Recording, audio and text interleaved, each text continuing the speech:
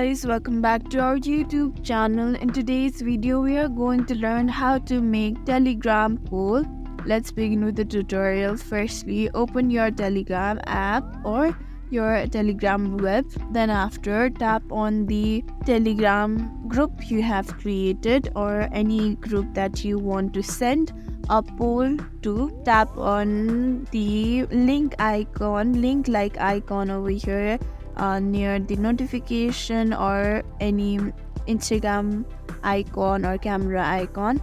Tap on it. Then over here you can see the option of gallery, file, location, poll, contact, music as well. So tap on the poll icon and ask any question.